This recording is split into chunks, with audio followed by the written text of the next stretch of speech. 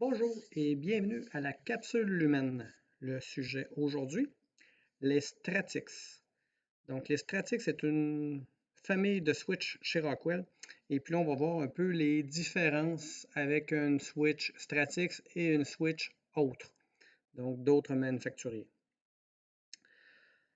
Chez Rockwell, les Stratix font partie d'une famille complète. Donc, on voit qu'on a des Stratix on-manage, qui est des Stratix 2000, donc coût moindre, mais pas de fonctionnalité. Aussitôt qu'on parle de Switch Manage, on parle de Switch 2500, 5007 et 5008. Donc, ça, c'est des switches qui sont managed à différents niveaux, différentes forces au niveau des switches aussi. On a aussi des appliances de sécurité, donc des ASA de ce monde, des switches de sécurité ou des firewalls de sécurité. On a aussi toutes des switches qui font partie du backplane de la plateforme Logix. On a aussi d'autres switches qu'on appelle des embedded, qui sont des switches qui font partie, on appelle des ETAP, donc pour faire partie d'un ring, etc. Donc, c'est tous des produits qu'on voit à partir de la On-Manage et plus, qui nous permet d'avoir des statuts dans le Logix. Donc, moindrement qu'on a un système de contrôle Rockwell, utiliser des Stratix à différents niveaux va nous apporter beaucoup plus. C'est ce qu'on va démontrer aujourd'hui dans la présentation. Donc, on voit ici un peu ce que Rockwell a ajouté à leur switch. C'est à noter que nos switches, le cœur de nos switches, c'est du Cisco. Donc, Rockwell a fait une entente avec Cisco pour développer des produits conjoints. Donc, c'est comme des IA3000, IA2000, etc. de Cisco, mais à la saveur Rockwell. Donc, qu'est-ce qu'on a ajouté et présenté ici? Donc, c'est toutes des choses qu'on a ajoutées dans le firmware de Cisco pour devenir industriel avec les produits Rockwell, donc à la sauce Rockwell. Donc, le premier point qu'on va voir, les global macro, on va voir les smart ports, les add-on profiles, les tags et les faceplates.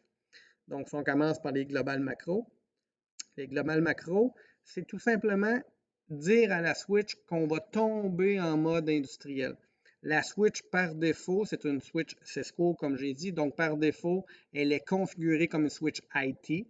Si on veut l'emporter comme une switch OT, donc en milieu industriel, on doit faire le Express Setup. C'est tout simplement de prendre une trombone et d'appuyer sur un petit bouton et la switch va préconfigurer via des global macro automatiquement plein de paramètres dans la switch pour la mettre en mode OT, en mode industriel. Donc, la première chose qu'il fait, bien sûr, c'est de mettre le protocole Ethernet IP Enable. Donc, utiliser de cette façon-là, la switch va pouvoir être utilisée d'un environnement Rockwell dans un contrôleur Rockwell. Donc, on vient enabler le protocole CIP, qui est le protocole des processeurs Logix. On vient aussi ajuster le QS, le Quality of Services. Dans le fond, c'est quoi ça? C'est gérer les priorités. Une switch IT, par défaut, la priorité, c'est la voix, exemple. C'est aussi le PC over IP, un exemple. Donc, c'est des choses qui sont priorisées dans les switches en mode IT. En mode OT, nous, on va prioriser le motion. Donc, on va prioriser du stock, du matériel industriel et non pas du matériel commercial ou comme des switches IT le font. Donc, déjà là, on vient préajuster automatiquement le QoS pour les produits d'automation. On vient activer le IGMP snooping parce qu'on sait que sur nos réseaux Ethernet, on a beaucoup de switches qui vont, pas des switches, mais des devices qui vont parler en multicast. Donc, on va venir avoir un gestionnaire de multicast qu'on appelle le IGMP snooping pour ne pas faire des broadcasts et surembourber notre réseau Ethernet. On va venir ajuster le Spanning Tree Protocol, donc un protocole que s'il y a des boucles, on va éliminer les boucles. On va venir aussi partir le système log, donc il y a beaucoup de choses qu'on va venir partir automatiquement et ajuster automatiquement. Tout ça peut être fait d'une switch manage sans problème, mais il faut avoir les connaissances, avoir les softwares, avoir le temps Et tout ça pour le faire manuellement et comprendre ce qu'on fait. Ajouter un QS n'est pas simple, ajouter l'IGMP snooping, le spanning tree, etc., etc., c'est des choses quand même assez complexes. Donc, tout ça, nous, dans nos switches Stratix, se font d'une façon simple et rapide, juste avec l'Express Setup, dans le fond, qui est juste de prendre le trombone et d'appuyer sur un petit bouton sur les switches. On voit ici, on voit premièrement qu'on utilise un web browser, donc quelque chose de simple pour aller configurer l'Express Setup et faire les settings, ou aller voir les settings qu'on a besoin de voir. Deuxième chose importante que nos Stratix ont, c'est bien sûr les Smart Ports. Global Macro a ajusté les paramètres globaux de la switch. Les Smart Ports vont venir ajuster les paramètres d'un port selon la device qui est connectée à ce port-là. Donc, encore là, d'une façon automatique, je vais venir choisir pour chaque port, c'est quoi que je vais connecter sur ce port-là. Et à partir de là, encore là, il y a une macro qui va partir pour venir changer des settings de port. Donc, si j'ai une drive de connecter sur le port numéro 1, je vais mettre le port numéro 1 en mode Automation Device. Le port va venir s'ajuster automatiquement pour une drive, que ce soit un contrôleur aussi.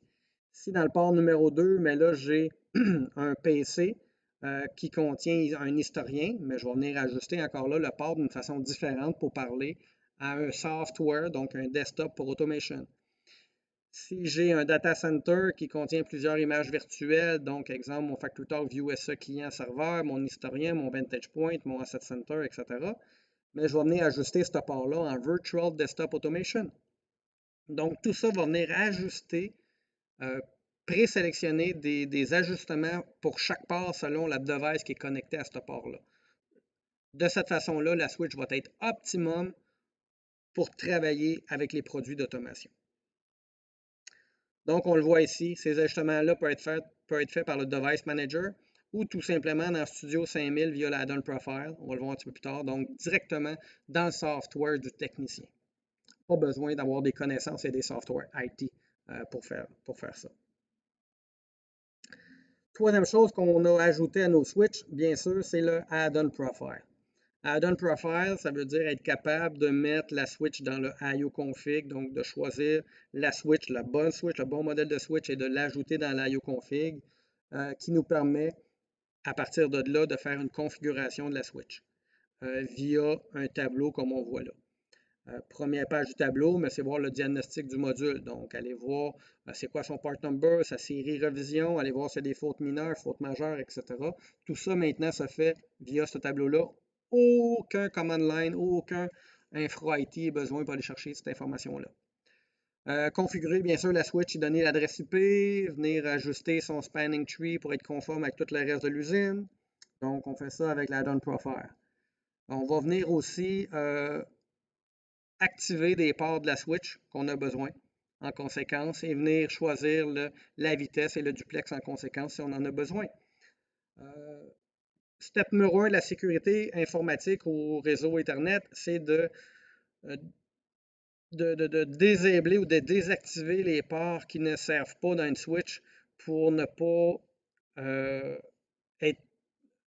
avoir accès, que quelqu'un de malfaisant ait accès à notre réseau. Donc, nous, de façon simple et rapide, directement dans le contrôleur ou via l'add-on profile, on est capable de enabler ou désabler, donc d'activer ou désactiver des ports de façon simple et rapide. Tout ça pour vous donner de la sécurité sur votre réseau Ethernet. On le voit ici, on en a parlé tantôt, les Smart Ports. Donc, être capable de choisir un port et de l'attitrer en Smart Port. Donc, venir ajuster des settings bien déterminés pour des ports. Bien sûr, configurer des VLAN. Donc, être capable facilement de créer des VLAN, de venir associer des VLAN à un port. Tout ça d'un environnement OT, sans connaissance IT. Ou très peu. Allez voir aussi la capacité au niveau de mon réseau. Est-ce que mon réseau a atteint sa capacité maximale? Est-ce qu'il est à 20% d'utilisation, 50, 60, 80? C'est ici qu'on va le déterminer. Être capable d'avoir en pourcentage le nombre de trafic unicast, multicast, broadcast. Donc, voir si je peux ajouter facilement une ligne de production à mon réseau, une machine à mon réseau. On est capable maintenant aussi de voir le threshold. Donc, le CPU voit le threshold et est capable, d'exemple, de fermer un port. Donc, s'il y a un threshold sur un port en particulier qui monte trop élevé pour une raison X, Y, Z, on va être capable de le barrer. Tout ça à partir du contrôleur sans intervention humaine. Être capable aussi d'assigner des MAC adresses spécifiques à un port Ethernet spécifique. De cette façon-là, il y a juste, exemple, la drive qui peut être connectée au port numéro 2 de la switch. Si je connecte quelque chose d'autre qu'un MAC adresse différent, il ne sera pas capable de fonctionner. Donc, c'est un mode de sécurité qu'on peut attitrer à notre réseau Ethernet. On parle aussi de diagnostic. Un réseau Ethernet est un réseau abstrait. Quand ça va bien, mais quand ça va mal, il faut avoir beaucoup d'outils pour cibler le problème le plus rapidement possible.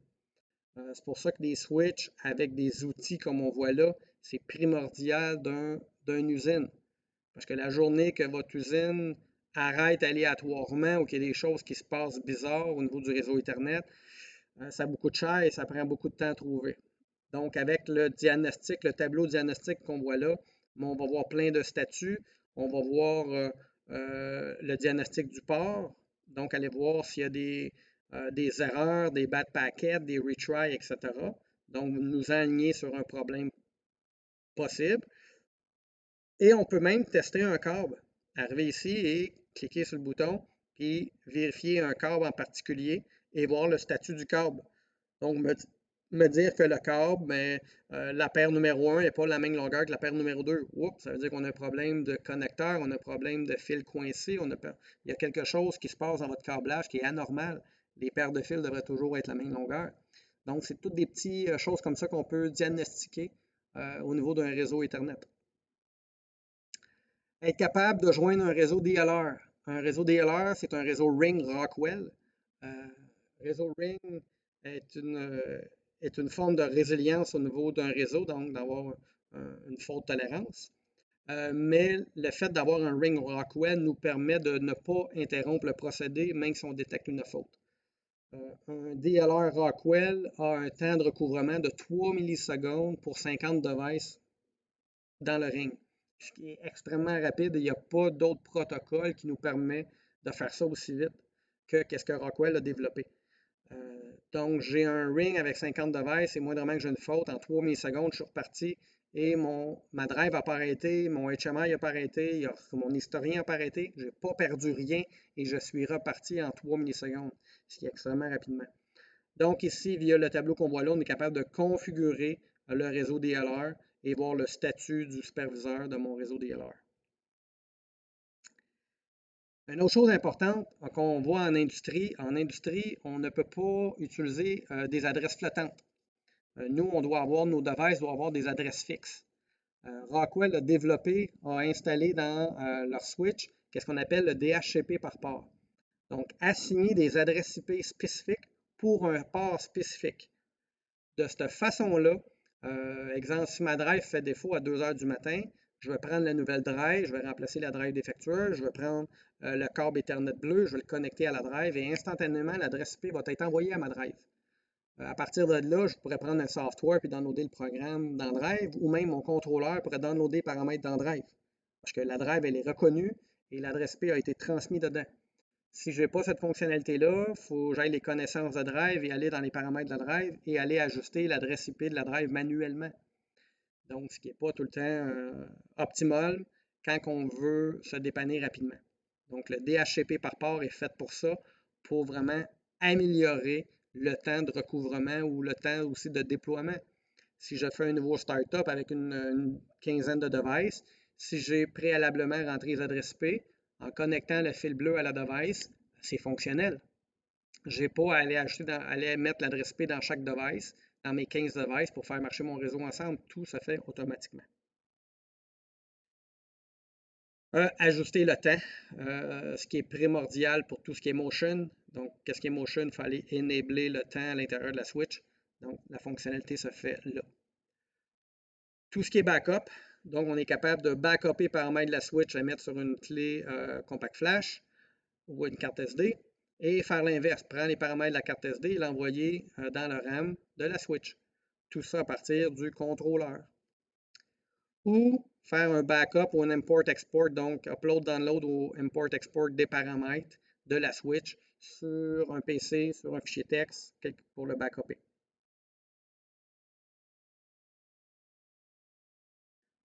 Au niveau des tags, bien, aussitôt qu'on a intégré avec l'add-on profile qu'on a vu juste avant ici, la switch dans le contrôleur, ça nous crée automatiquement des tags. Donc, la config qu'on peut faire avec l'add-on profile et plus peuvent être faits aussi automatiquement avec le CPU du contrôleur via des tags. Donc, les tags sont prédéfinis, on les prend et on fait des actions avec les tags et on va avoir l'information ou tout simplement contrôler la switch à partir de nos tags. Donc, l'idée tantôt que je parlais que monitorer le throughput d'un port, donc l'utilisation d'un port, et si ça dépasse une valeur calculée que vous avez mis, on va faire désactiver le port pour ne pas nuire au restant du réseau. Oui, on a une device qui est disablée, qui ne fonctionnera plus, mais au moins tout le reste de mon réseau va fonctionner sans problème. Je n'aurai pas des troubles intermittents partout qui vont se produire. Et qui dit tag, prédéfini dans le contrôleur, mais Rockwell s'est dit on va aller plus loin, on va créer des pages écran.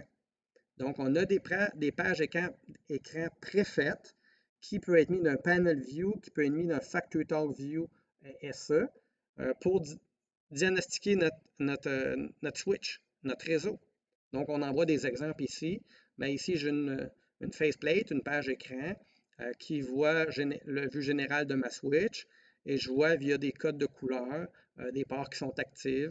Je vois ici des lumières qui vont flasher, donc pas besoin de me déplacer pour aller voir le statut des LED, je les vois directement là. Si je vais d'un autre onglet, maintenant c'est un onglet au niveau des ports, plus spécifique au niveau du port. Donc je vais voir le statut d'un port, s'il est actif, sa vitesse, son VLAN, sur quel VLAN il est, l'utilisation de ce port-là, etc., etc., etc. Souvent, les gens m'appellent, disent je ne comprends pas mon réseau aujourd'hui, il n'est pas comme hier, il est beaucoup plus lent. Première chose que je leur demande, c'est d'aller me dire le duplex. Si on est tombé en half duplex, c'est une raison de lenteur de réseau, parce qu'on est tombé avec un réseau de collision, et puis on est beaucoup moins rapide, puis on a des bad packets, etc. Donc, ça clarifie généralement en half duplex, mais le trouble, c'est un câble. Le step après, c'est de venir tester le câble.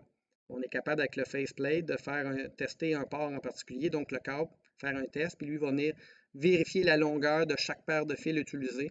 Et on va voir si la longueur elle est égale, mais le câble il répond bien. Si la longueur n'est pas égale, donc une résistance n'est pas pareille sur le câble, on a un problème de câblage.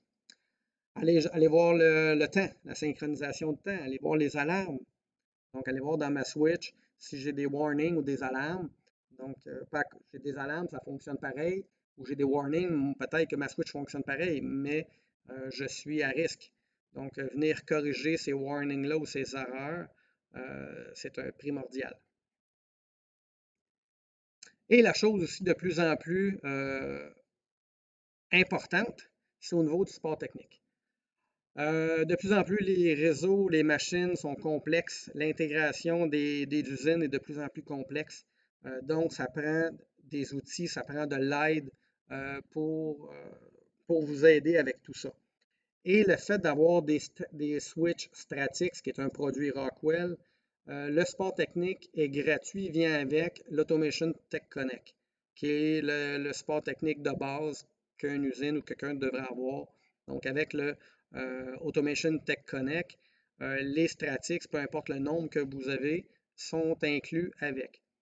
Donc, si vous avez un trouble ou une modification à faire, vous pouvez appeler Support Technique. Ils vont vous aider au niveau de la switch, au niveau de la drive Rockwell qui est connectée dessus, au niveau du contrôleur, au niveau du panel view, au niveau des I/O. Donc, on est capable facilement de vous aider à ce niveau-là. Et il n'y aura pas de jeu de ping-pong. C'est un produit Rockwell comme tout le reste. Donc, on a des façons de faire et on a des documents qui vous montrent comment implémenter tout ça ensemble. Donc, c'est la beauté d'avoir du Rockwell au niveau du réseau, intégralement au niveau des contrôleurs et des drives, etc. Contrairement au Cisco ou n'importe quel autre type de switch, on a besoin d'un support technique dédié. Donc, on va payer un extra pour le support technique, que ce soit pour Cisco, que ce soit pour Entron ou toutes les autres. Quelque part, il faut payer pour un support technique si on veut de l'aide pour m'aider à configurer la switch. Donc, encore là, Rockwell, c'est un avantage. Ça vient avec votre Automation Tech Connect.